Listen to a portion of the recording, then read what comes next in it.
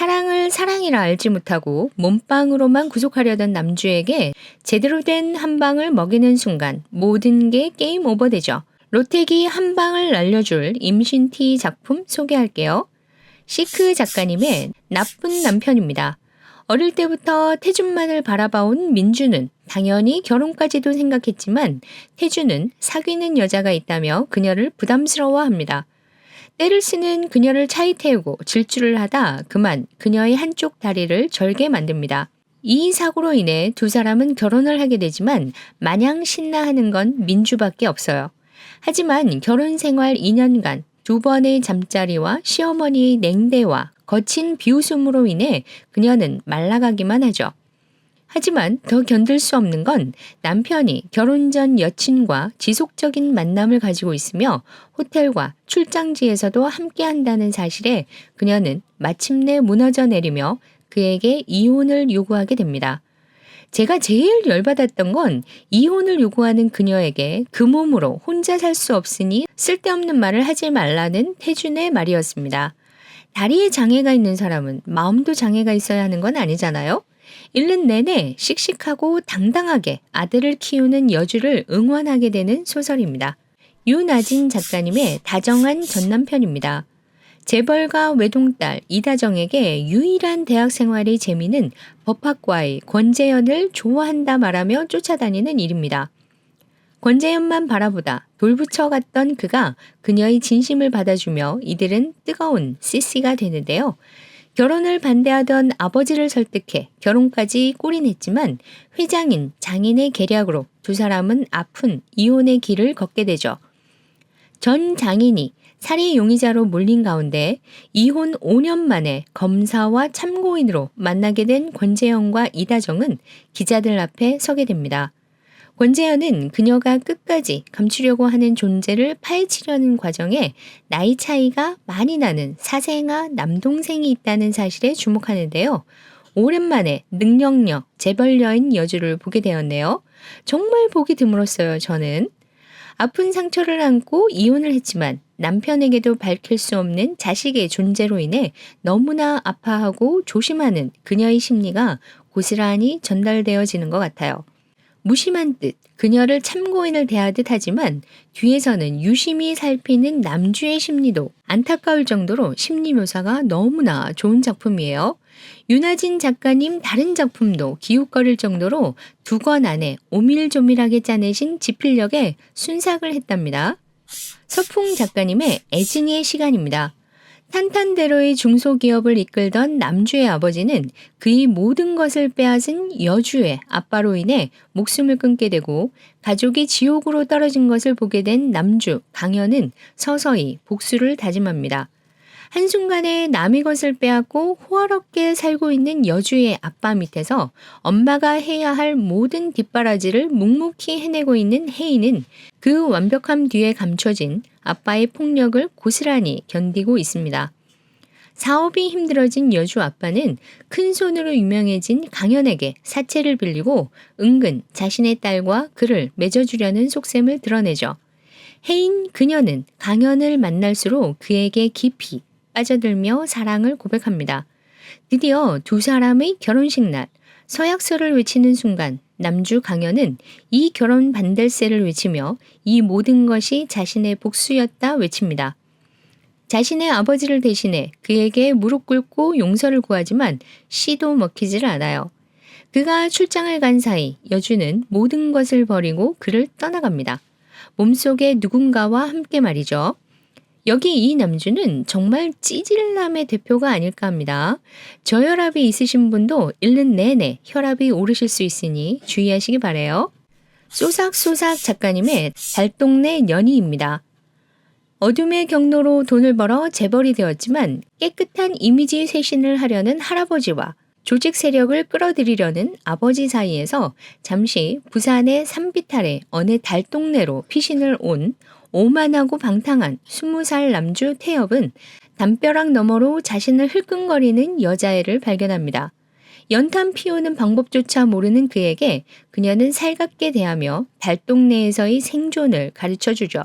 출생신고조차 되어 있지 않고 한글도 모르는, 하지만 순박하고 사랑스러운 여자아이를 달동네 사람은 연이라 부르는데요.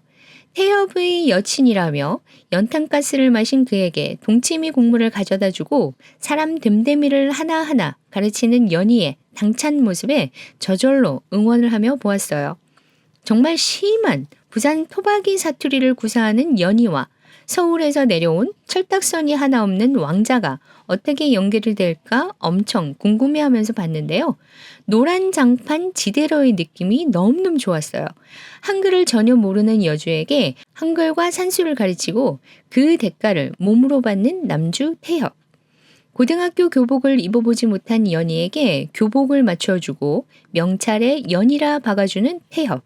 정말 없이 사는 사람들이 내몰렸던 달동네의 현실을 어쩜 그렇게 자세히 묘사해 놓았는지. 가난 속에서도 사람의 정을 연탄가스 중독과 동치미로 표현해 놓은 것 같아 정말 정겨운 따숩을 느꼈습니다. 7년 후 두 사람이 재회를 하는데요.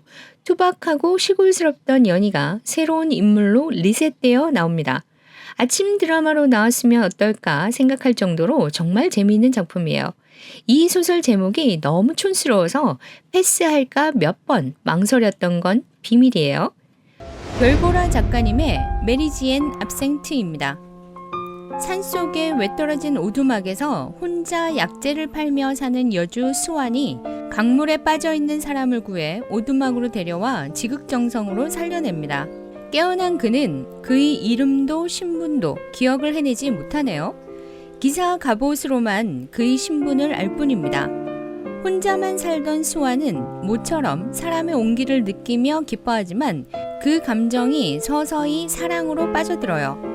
서로의 열망을 확인한 어느 날 그녀가 임신을 하게 된 것을 알고 그에게 결혼을 해달라며 매달립니다. 초라한 결혼식을 올린 수아는 그때부터 자신과 뱃속의 아이에게 전혀 관심이 없는 그를 알게 되고 출산 후에도 그의 무관심은 여전해요. 그러던 어느 날 낯선 기사들이 험악하게 그녀를 협박하며 남편을 찾고 그 일로 남편이 황제라는 사실을 알게 되며 갓난 아이와 함께 궁으로 가는 험난한 길에 오르게 됩니다. 더 얘기하면 좀 심한 스포일 것 같아 여기까지만 합니다만 이 이후부터가 여주의 고난길의 찌통찌통입니다. 이렇게까지 여주와 아이에게 무심한 남주는 참 보기 드물어요. 그러다 몇 배로 후회를 하고 땅을 치지요. 네, 당연히 그래야 하고요. 읽는 내내 저절로 랩으로 욕을 쏘아주고 싶은 소설입니다. 어도담 작가님의 악의 꽃입니다. 공작가의 하녀인 아벨리는 소공작인 디트리이와 오래전부터 정을 나누는 사이였습니다.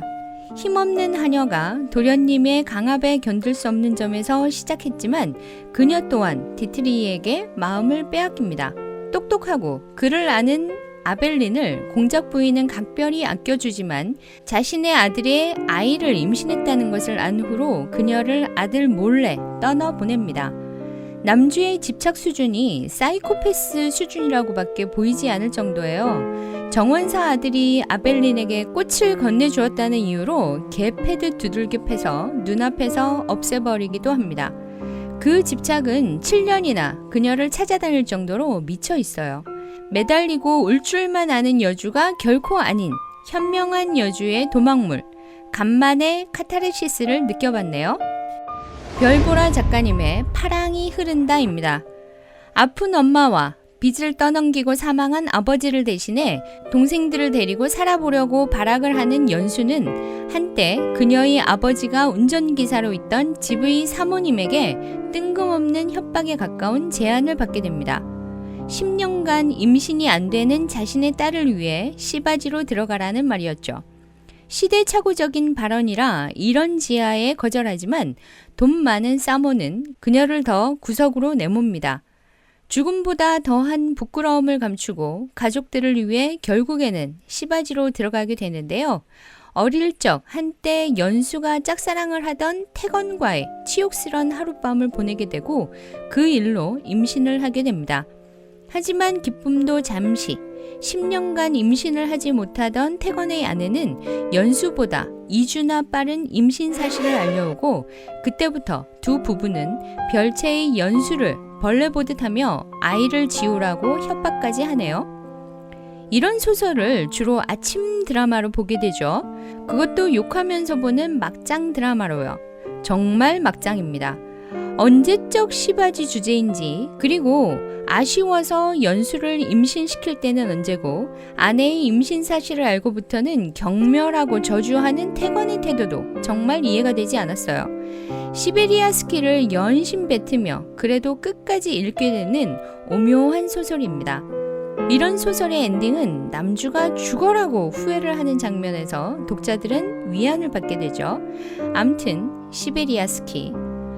이런 키워드의 소설은 호불호가 많이 갈릴 거라 예상이 됩니다. 치정, 계략, 궁중암투가 피곤하신 분, 글로만 사랑을 배운 남주에게 오로지 사랑으로 매달리다 자신의 신분으로 인해 어쩔 수 없이 임신 티를 해야 하는 찌통녀를 보시고 싶으신 분께 추천합니다. 구독과 좋아요 잊지 마시고요. 감사합니다.